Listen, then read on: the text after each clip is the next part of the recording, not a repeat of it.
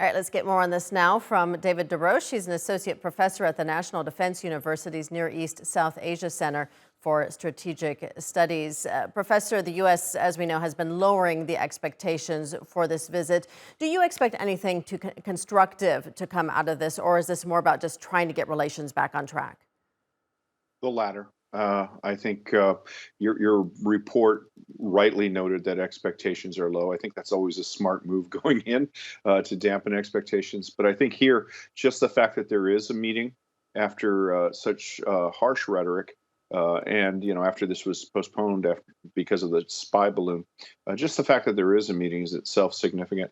The Chinese downgraded the protocol that you would expect for an American Secretary of State on his arrival.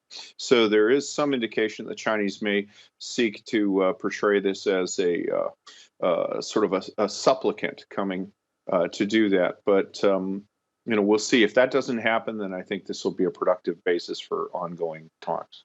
You mentioned that this meeting had been delayed. Blinken was supposed to visit China in February, but it was delayed after the U.S. shot down that alleged Chinese spy balloon. Do you think that was a bad move? Should Blinken still have gone several months ago to China? Well, in terms of diplomacy, I think diplomacy is always a good thing. I think that what delayed Blinken's he didn't go down. He did not cancel the trip because the United States shot down the balloon. He canceled the trip because the balloon was observed, in progress over the United States. I think that domestically, in terms of American domestic politics, it was unsustainable. The Biden administration was under criticism for allowing the balloon to fly over all of the United States. They didn't acknowledge that it existed until it was seen from the ground in Montana, and then it made its way across to North Carolina, where it was shot down over the coast. So it was more of a domestic American political constraint. It would just be seen as unacceptable, and it would have been seen as tolerating an aerial intrusion of American sovereignty.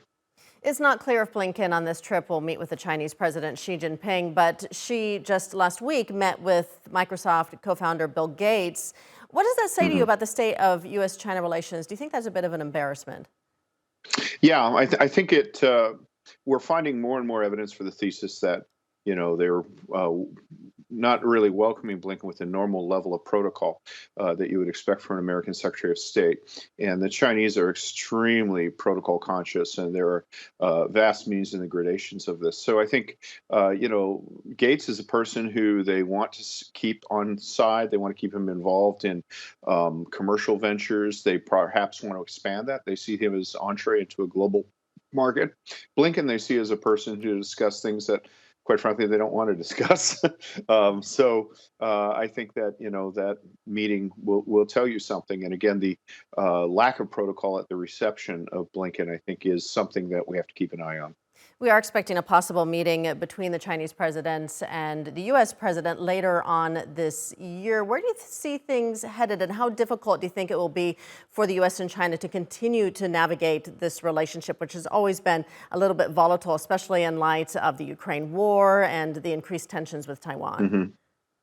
Yeah, so there's a couple of things that the United States has to push back on. China has seized and militarized marine features that are the property of other sovereign nations, Vietnam, Philippines, Malaysia, in the South China Sea.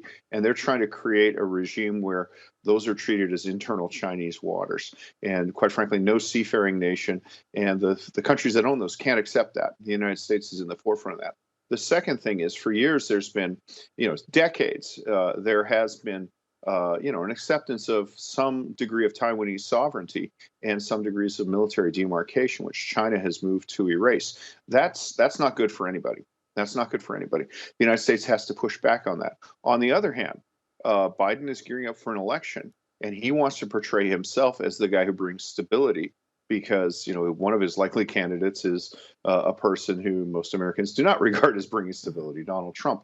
So any kind of confrontation with China will be avoided by the Biden administration. So it's going to be an interesting time. Yeah, certainly. Associate Professor David Des Roches joining us from Washington. Thank you. Thank you.